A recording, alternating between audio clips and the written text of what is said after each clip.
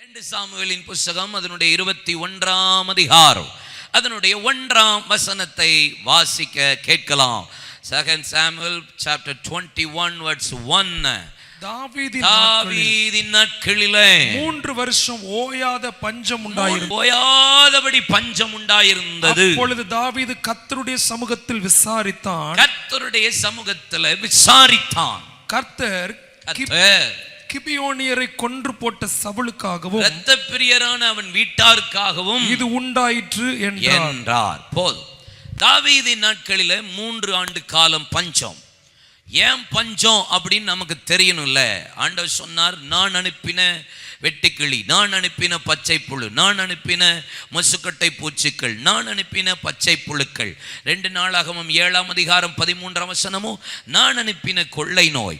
ஆமென். எசேக்கியேல் 14ஆம் அதிகாரம் 12லிருந்து 23 வசனம் நான் அனுப்பின பஞ்சம், நான் அனுப்பின கொள்ளை நோய், நான் அனுப்பின மிருகம், நான் அனுப்பின பட்டயம். எரேமியா 15ஆம் அதிகாரம் நான் அனுப்பின பஞ்சம், நான் அனுப்பின கொள்ளை நோய், நான் அனுப்பின பட்டயம்.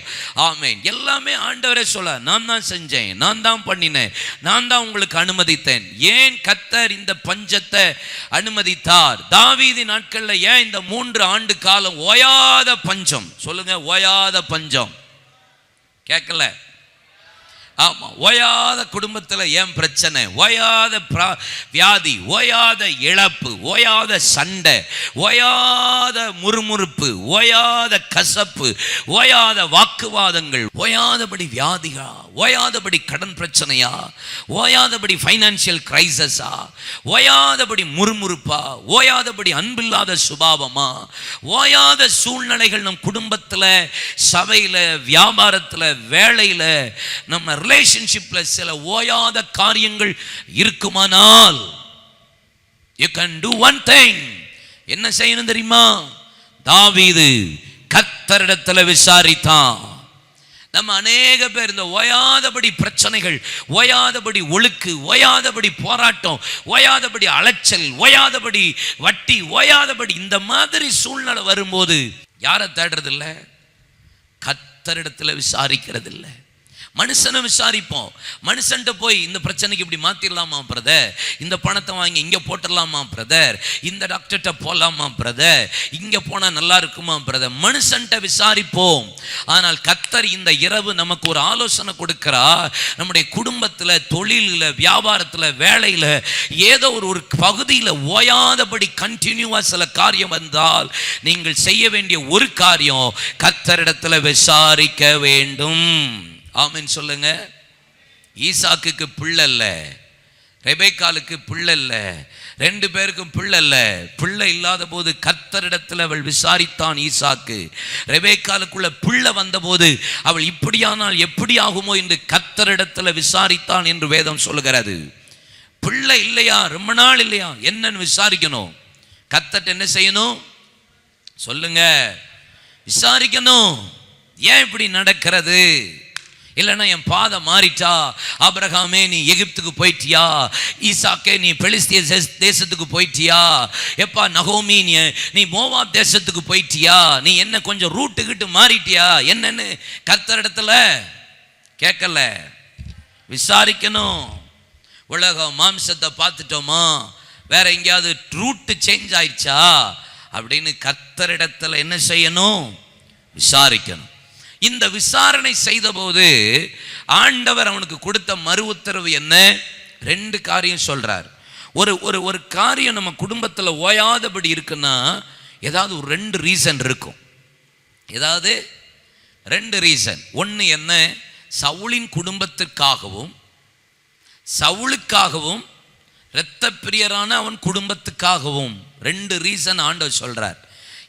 எனக்கு ஏன்பா இந்த ஓயாத பஞ்சம் வந்துச்சு? ஏன் என் வாழ்க்கையில் இதை இழந்து போனேன்? ஏன் இப்படி 3 வருஷம் போராடிக்கிட்டே இருக்கேன்?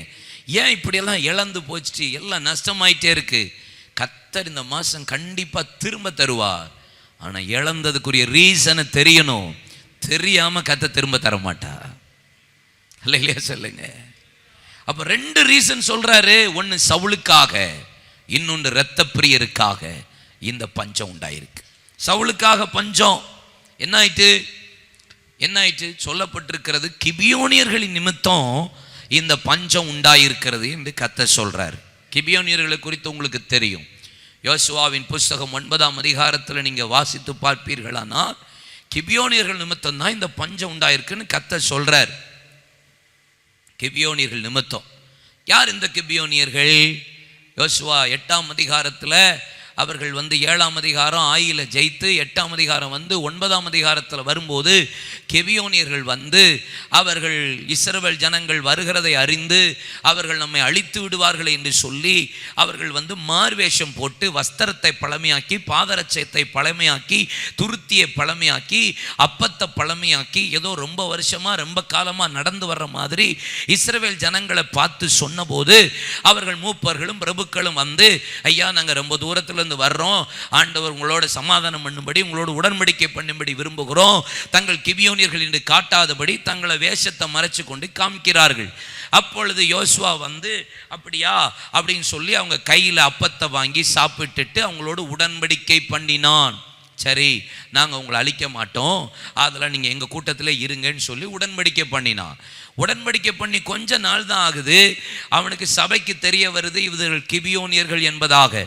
ஏன்பா இப்படி செஞ்சீங்கன்னு கேட்டால் நாங்கள் பயத்தில் உயிருக்கு பயந்து இப்படி செஞ்சிட்டோம்.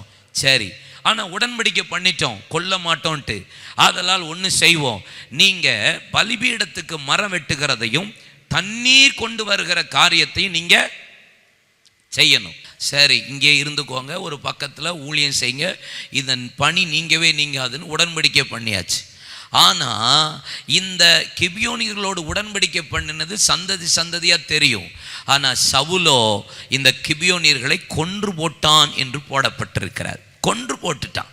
அவருடைய சவுல் குடும்பத்தாரும் அவர்களை கொன்று போட்டார்கள், கர்த்தருக்கு வைராக்கியம் பாராட்டுகிறேன் என்பதாக. கொன்று போட்டதுனால தான் இந்த பஞ்சம் வந்துருச்சு. அப்போது ஒன்று சொல்கிறேன், உடன்படிக்கையை நீங்கள் மீறும்போது தேவ கோபம் தேவ சமூகத்திலிருந்து நமக்கு வரும். ஏன் சில நேரம் இழந்து போகிறோம்? எங்கே பண்ணிடுறோம்? உடன்படிக்கையை முறிச்சிடுறதுனால.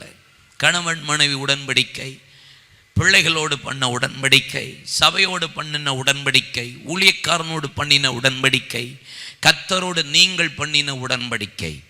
எங்கேயாவது நீங்கள் பண்ணின உடன்படிக்கையை முறிச்சா சில நேரம் இழப்பு வருகிறது. இழப்பு வர்றது. ஏன் இன்னும் எனக்கு திரும்ப வரல? ஆசீர்வாதம் இழந்த ஆசீர்வாதம் ஏன் திரும்ப வரலன்னா, ஏன்பா நீ இழந்த? உடன்படிக்கை எங்கேயோ முறிச்சிட்டேன். கர்த்தருக்காக சமூகத்தில் இவ்வளோ ஜெபம் பண்ணுவேன் உடன்படிக்கை பண்ணேன், இன்னைக்கு இல்லை. ஊழியம் பார்ப்பேன் உடன்படிக்கை பண்ணேன், இன்னைக்கு இல்லை.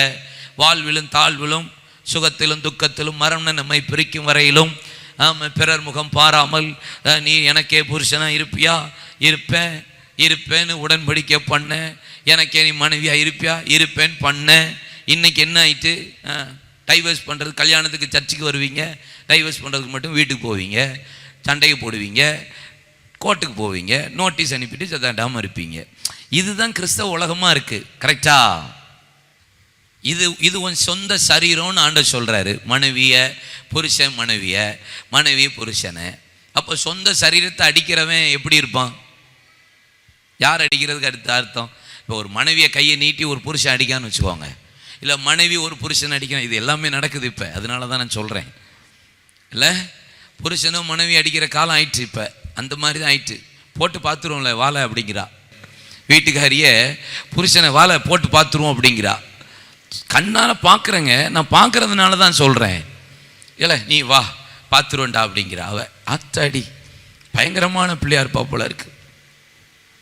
ஆனால் கல்யாணம் முடிக்கும் போதும் சரி, நம்ம முன்னாடி நிற்கும் போதும் சரி, அந்த பிள்ளைகளை பார்க்கணும். அப்புறம் ஆணிகளாக நிற்கிதுங்க. ஆனால் அந்த ரங்கத்தில் அடிக்கிற அட்டிலாம் இட்டி மாதிரி தான் உழுது. தோத்திரம். அப்போது உன் புருஷனை உன் மனைவியை நீ கையை நீட்டி அடித்தாலே சோழி முடிஞ்சு. உடன்படிக்கை என்ன ஆயிட்டு? பிரேக் ஆயிட்டு.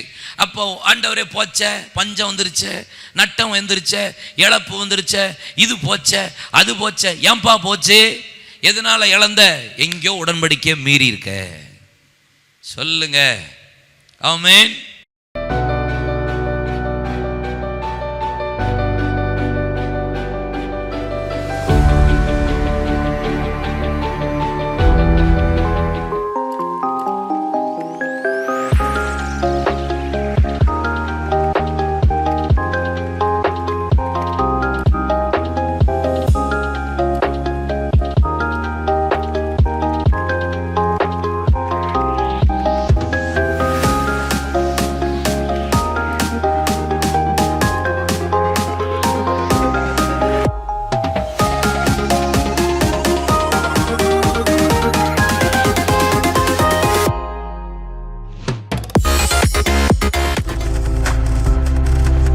நீங்கள் பார்த்து கொண்டிருப்பது உங்கள் ஜாய் டிவி. உங்கள் துக்கம் சந்தோஷமாய் மாறும்.